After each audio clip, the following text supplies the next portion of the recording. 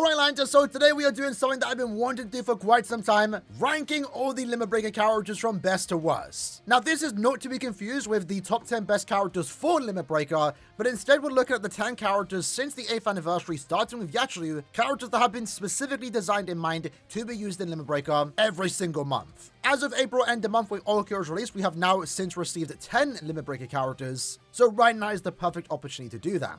Now keep in mind there's some other good characters out there that are also good in Limit Breaker. 1000 Year Blood War Ichigo, 8th Anniversary Ichigo, Macy, and even Quincy Ichigo, right? But the 10 characters we are looking at here are characters that have been designed specifically for Limit Breaker post the game mode's release, and it's a pattern that we've seen every single end of month starting with, again, Yachiru, right? Because you'll notice here, when we get a Limit Breaker character, they do cycle through all 5 attributes and then start a new cycle. So we had a speed, heart, mind, power, then technique, and then the cycle restarted itself. Mind, heart, speed, technique, power.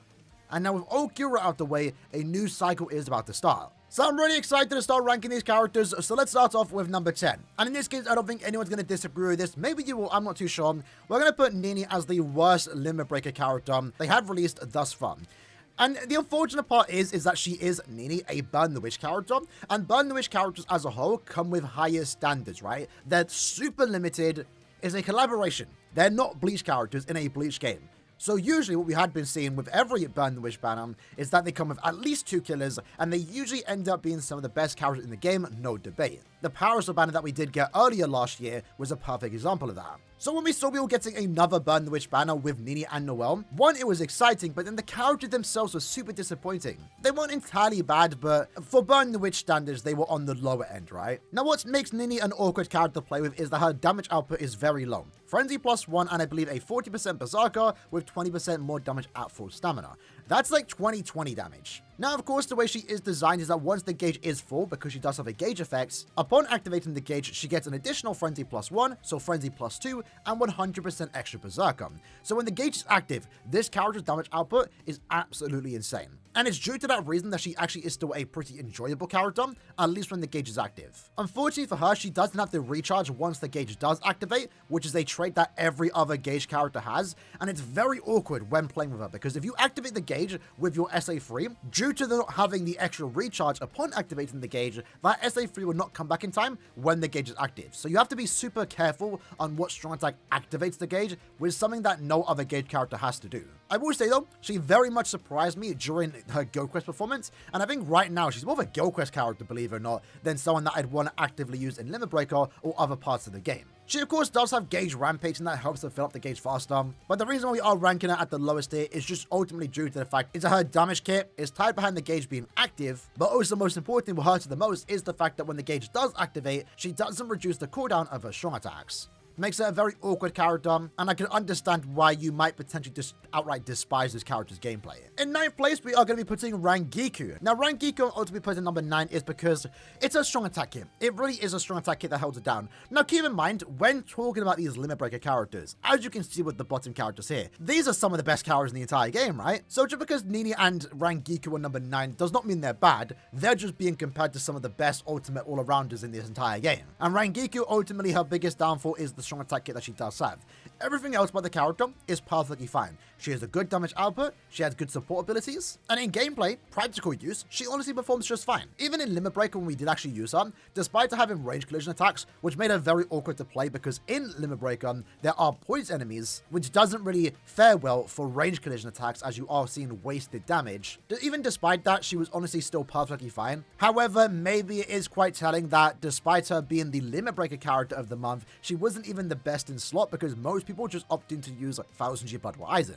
Now Aizen's an absolute beast, and Rangiku's a good character, but unfortunately, it's just a strong attack here. Her SA1, SA2 being range collision holds her back a tad bit in my opinion, from being like one of the best characters in the game. You could argue maybe Rangiku's number 10, but I'd say for general gameplay, I definitely prefer Rangiku's gameplay over Nini, because at least Rangiku has more solid damage output with Frenzy +2, a high Berserker value, and also an 80% SP boost. There's no downtime with Rangiku as opposed to someone like Nini. In 8th place, we're going to be putting Riraka, which feels very weird to be putting her quite low, but she's a very similar character in a way to Rangiku, right? Just overall good damage output with Frenzy +2, a 40% Berserker, more damage at full stamina, and then when you do inflict a status damage, she does then get an 80% SP boost. One thing that is special about Ruroka is that because she is a heart human, she does have a really good team support in the form of TLA Kugo. They pair very well together, especially for Guild Quest type content. There's nothing inherently bad about Ruroka, like she doesn't do anything bad really.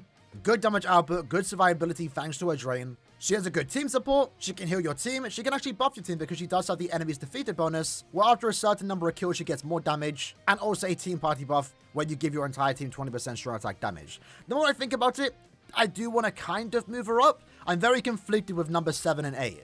So I guess we might as well talk about number 7, and that is going to be Rukia, which again, it's such an awkward character to rank. It really, really is, because some people maybe focus too much on her negative effects, that being her SA2, and some people just don't care about it and doesn't think it hurts the character. But ultimately, Rukia could have been a lot higher. She really could have been fighting for like top 4. But again, and I feel like I'm saying it all the time whenever I talk about this character, that SA2, I can't stress it's kind of bad. And ultimately, the reason for that is because she is a ranged character with a melee SA2. It's also just a heal attack, which in of itself is kind of outdated. Nowadays, a heal SA2 is usually paired with like a boost. Now, it does come with the benefit of having a shorter cooldown compared to a boost attack, but I don't think it makes up for the fact that the attack itself is classed as a melee attack as a ranged character. And this hurts her for many reasons. In Guild Quests, it means if you are using her, specifically in the ranged Aranki Guild Quest, the SA2 in of itself, the SA2 in of itself is doing no damage. And then even in the game mode she was designed for Limit Breaker, depending on the rules, sometimes she doesn't get the max damage potential. If it's range damage times 2, that's only affecting her normal attacks, Soul Bomb, and also SA1/SA3. The SA2 doesn't get that 2 times range damage effect. Despite that SA2 though, again is what ultimately holds her back, she's still an amazing character with a very, very high damage output, and also the last character we had received to be given the Rampage skill, which is easily one of the most broken skills in the entire game, and Caleb are definitely being picky on who actually gets it, so I think it's commendable that she was actually a character that did get it. For those that don't know, Rampage increases your damage output by 2% every time you do get a kill, and it caps out at 100%. 100% more damage for your normal attacks, strong attacks, and Soul Bomb is absolutely insane. Especially when paired with the skills that she does have, more damage at full stamina, damage to frozen enemies, an increased chance to inflict freeze with Frenzy +2, and also an 80% SP boost. Like I said, Rukia is an amazing character. It's just ultimately that SA2 that just makes it a bit awkward to rank and also play with, especially in Guild Quest content and sometimes in Limit Breaker. In Inheritance Trials, Epic Raids, wherever else you want to use her, honestly perfectly fine, performs like a great character.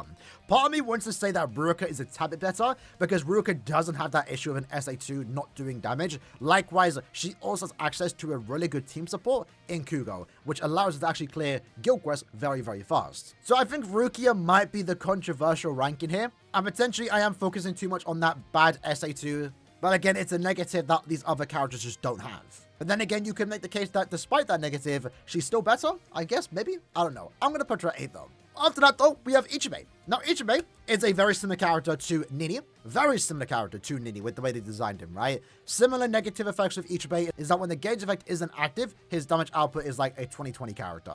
However, of course, when the gauge is active, he's sitting like a 2024 character, if not 2025. I don't know how the power creep's going to go next year. Now, the biggest difference between the Mad Monkey himself and also a witch like Nini is, again, the recharge when you activate the gauge. I can't stress enough how good that recharge ability is, because it lowers all his cooldowns so they're almost available right away, allowing you to take full advantage of that 10-second period where your damage output is at its max. Now, Ichibei in of itself also comes with many other benefits. Him being a technique sniper means you can have access to a good team support like Jushiro, giving him 40% more damage to status afflicted enemies and also 20% more strong attack damage. He himself has 2 killers, increasing his usability, and also he was given weakened defense, so when you do decide to use your Soul Bomb, with Bombardment by the way, it's doing a lot of damage, but it's also allowing your team and yourself to do more damage, right?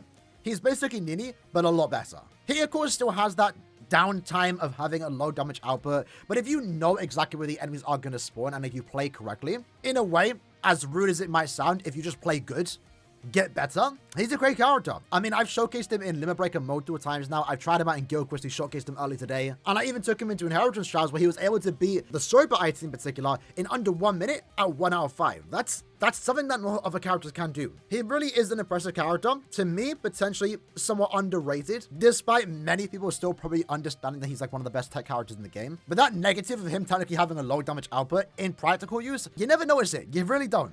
You really, really don't. Now again, before we rank number 5, you could argue that he's a tad bit higher. After I talk about the next character, I might decide to move him up, but number 5, we have Aaroniero. He's the newest character on the list, and since he has been fixed right now, in terms of damage output, he has Frenzy +2, an 80% SP boost, more damage the more kills he gets thanks to his enemy's defeated bonus. One of those bonuses being a 20% strong attack damage buff to your entire team, and that makes him good for any type of team content. But Frenzy 2, 80% SP boost, increased chance against all enemies that are Quincy's, makes him really good for Guild Quest content too, right? It means all 5 boss that he is going up against, he's more likely going to reapply his SP boost very quickly, but also just do more damage thanks to the fact that he is applying weakening, and in this case, it would allow him to do 90% more damage. Weaken defense on his Soul Bomb, he can also heal your team. Overall, a very solid character, especially when you consider he does have the two-stage charge strong attack, the Getsuku Jujitsu attack more so, which is able to do a ridiculous amount of damage. So in this case, I would say top 5 probably. Again, you could argue Ichibe is a tad bit better. Aaroniero doesn't have the issue of having that low damage output.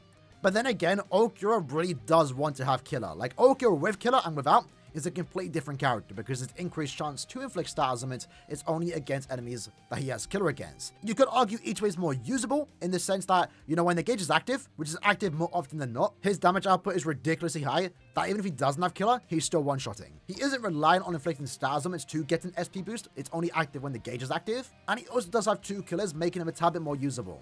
So just like Ruroka and Rukia, you can definitely interchange the two. And after talking about both characters, I'm feeling more so on the side that Ichibe is just a tad bit better, especially when you consider the other characters that you can use with Ichibe, like I said already, Swimsuit Jushiro, right? It essentially allows Ichibe to get a very fast score in Guild Quest content in particular, super easy, for 2 types of phases. Like Ichibe, for example, has a Super Killer, and that therefore means that he is competing against True Shikai Ichigo. He's competing against 8th Anniversary White, 1000-Year Blood War, Yatsuru Unohana, who right now is one of the best characters for Guild Quest content, and is capable of getting some very, very high scores, but Ichibe with his team can actually compete with those scores. So yeah, I think I'm gonna edge out Ichibe being a tad bit better, just for his 2 killers, his overall more usability. He doesn't need to have Killer to be good, like Aaroniero, and that's kind of downplaying Aaroniero too. He doesn't technically need Killer, but he's completely different when he does have Killer. In a way, Ichibe doesn't care about Killer, but Ichibe in particular also has access to some really good supports, a support that Aaroniero really doesn't have access to.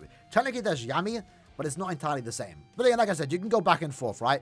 Either way, if you want to say Aarionero's 5th or 6th, I'd probably agree with you. Just depends how I'm feeling right now. Right now, I'm feeling that Ichibe's probably just a tad bit better. That then gets us into the top 4, which coincidentally are all 1000-Year Blood War characters. So in 4th place, and understand these are some of the best characters in the entire game, right? We're really nitpicking here, but I'm going to say Sangdu. Now, Sangdu is an amazing character, right? He's a very similar character to Ichibe and also Nini, and funny enough, as we keep getting these same type of characters, they're better and perfected each and every time. Ichibe fixed the problem that we had with Nini, and now Sangdu fixed the problem that we had with Ichibe, and that is of course when the gauge is inactive, yes, his damage output is low. Because Sangdu is a very similar character, where his damage output is significantly increased when the gauge is active, but the difference here is that Sangdu's lowest damage output is Frenzy +2. When he inflicts a stat summon, he gets a 120% SP boost, which is absolutely insane, and then when the gauge activates, well in this case he picks up an additional Frenzy +1. His gauge effect isn't as good as Nini and Noel, where they get Frenzy +1 and a 100% Berserker, but the fact that Sangdu's base damage output is already good as is, he's not tied behind the fact that the gauge needs to be active. And that makes him a lot more enjoyable to play with. You could argue at the best, maybe Ichibe is a tad bit better, maybe, I don't know. But if you look at the characters at their lowest, Ichibe has far more lows when compared to Sangdu, right? But essentially, Sangdu at his highest has Frenzy +3, a 120% SP boost, and a high Berserker value. When he inflicts freeze, he does more damage to frozen enemies, and once more when the gauge activates, which he has an easy time filling up thanks to his gauge rampage skill, it does reduce his cooldowns. And that fares very well with this character, especially because he does have multi-barrier. So when you do use that SA2, you're getting a 5-hit barrier for yourself, a 3-hit barrier for your teammates. In co-op content, it means your team is perfectly safe. In Limit Breaker, once more, it also means that your team is safe. And in Guild Quest in particular, it basically ensures that at no point your teammates will lose that, barrier, right? Because you're going to use the SA2, the gauge activates, it reduces the cooldown, and you get to use that SA2 again within like 10 seconds. And you just get to keep stacking that barrier to ensure your team is always safe. Ultimately, I think the biggest problem with Sangdu And again, we are nitpicking here. We are talking about the best of the best. His attribute doesn't do many favors. Imagine this character was a power character. It'd be significantly more hyped up. Likewise, his killer effect being Hollow Killer. I mean, you know, we needed a good new speed Hollow Killer, but in Guild Wars in particular, most people just opting to use Yuha Bark. Granted, Sangdu is also equally as good, right? You can use both, and honestly, they perform just fine. But Sangdu, to me, in particular, is one of those characters where I know he's really good. He's one of the best characters in the game, but I never needed him, if that kind of makes sense. I don't have him, and I don't need him. My account, in a way, hasn't gotten worse by not owning this character, right? I do want to get him later on because he looks like a really fun character. But compared to the other 3 characters, I feel like my account is worse if I don't have those characters. And that's why I'm ranking him at number 4. That then takes us into the big 3. The big 3. Who is going to be in 3rd place? Well, in this case, we have to put Kyogre. Kyogre, an absolutely amazing character, but unfortunately, just doesn't quite have the same thing the other 2 characters do have. And you know what? That's perfectly fair. Kyogre, in a way, is just a normal end of month character. The other 2 characters at the bottom are end of year and anniversary exclusive characters, right? They're special characters. Yes, the old 1000 Year Blood War, but of course, certain 1000 Year Blood War banners get special treatment. And these 2 characters definitely got special treatment. So what makes Kyogre an amazing character? Well, for starters, he has a great strong attack here. A beam into a tracking vortex into a full screen attack. Pair that with Frenzy +2, an 80% SP boost, and then more damage to drained enemies, which remember can easily keep you at full stamina. He has 20% more damage at full stamina, and then he also does have the Rampage skill. So again, every time he gets a kill, 2% more damage, caps that 100%. Frenzy +2, 80% SP boost, more damage to drain, the best strong attack kit in the entire game, and Rampage +100%. It's the damage output this character can do, absolutely insane. His killer makes him valuable in my opinion. He is currently the best melee Aaroniero killer in the entire game. And that's not all. He also does have a team recharge. If you are a hard character, he'll reduce your strong attack cooldown by 20% every time you move into another map. It's something I forgot to talk about with Rukia, by the way. Rukia in Limit Breaker, for example, every time you move into another map, you do reduce your cooldown, so when you're next available, all your strong attacks are back. And that's what's great about Rukia, by the way. If there ever is a situation where you want to bring a full power team, or even 2 power characters, you definitely want to have Rukia on your team.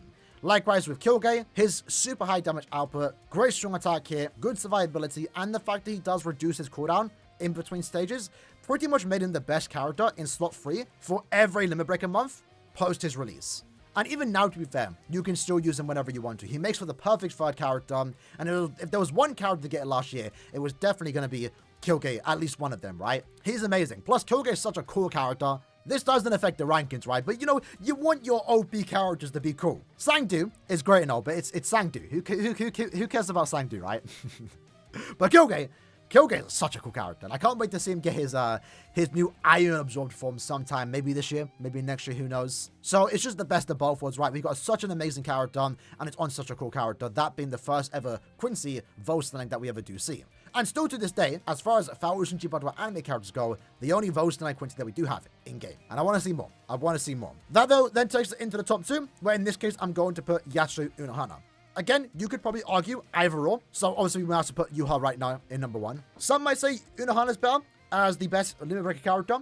But right now, I think Yuha's the best character in the game. And I think Yuha just has one thing that's special about him that makes him a tad bit better than Unohana. But again, these are like the king and queens of BBS right now, right? So in Unohana's case, for starters, she herself has 2 killers, that being Soriba and also Quincy, increasing her usability. She's a meta character in Guild Quest for both of those particular weeks. In terms of damage output, she has Frenzy +2, more damage at full stamina. When you inflict a stat, which she has a very easy time doing thanks to her trap effect SA3, which has an insane AoE in front of her that places the pulldown, and if any enemy walks into it, you have a very, very, very, very high chance of inflicting weakening, which lets you get the SP boost, but then also lets you do 50% more damage. If that wasn't enough, she also does have Rampage, so her damage output is absolutely insane. As far as the speed attribute goes, she is the hardest hitting character. Many people still say that Sangdu has a high damage output. He doesn't. Even though Sangdu hits very hard, Frenzy +3, 120% SP boost, that's still not better than Frenzy +2, an 80% SP boost, and then 100% more damage, right? But Unohana in itself just has like a great strong attack kit. She's immune to every status element. She also has more recharge built into her when she is at full stamina,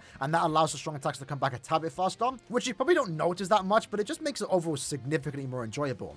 One of the better parts about Unohana is that she is a speed character, a speed Soriba, so she gets access to some of the best team supports in the entire game, like like Shinji and also Akon, making some really good teams in Guild Quest content where you're able to get a ridiculously fast clear time, even at like 1 out of 5, 2 out of 5. I see people getting like 50, 45 in Guild Quest remaining. That's absolutely insane for like a 2-5-1-5 character. Yachiru Unohana has had legacy in this game. She was one of the most broken characters upon release back in the 2nd anniversary in like 2018. So it was only fitting that for the 8th anniversary with the return of 1000 Year Blood War, they would give us a new Unohana and make it easily one of the best and most fun characters in the entire game. Just like Kyogre, you want your broken characters in this game to be cool characters, and Yachiru Unohana is one of the highlights of 1000 Year Blood War. At least for me, it was such a cool moment, and I really love that they made her such a broken character in this game. I basically use her every single day. She's my go-to point event farmer because she just has like the extra recharge. She's a good strong attack kit. She's a very fast auto too. An amazing character that right now is only topped by the Quincy King himself, Yuha back, right? So what makes Yuha better? Well, in a way, Yuha is just Kyogre, but better, if that kind of makes sense. So Yuha, one, has a very good strong attack kit, SA2 in particular being a tracking vortex, which provides great crowd control, but also is able to do an amazing amount of damage, right? With Frenzy plus 2, an 80% SP boost, 40% Berserker, and then he also does have more enemies defeated bonuses. Now, the other characters that we did talk about, some of them have enemies defeated bonuses.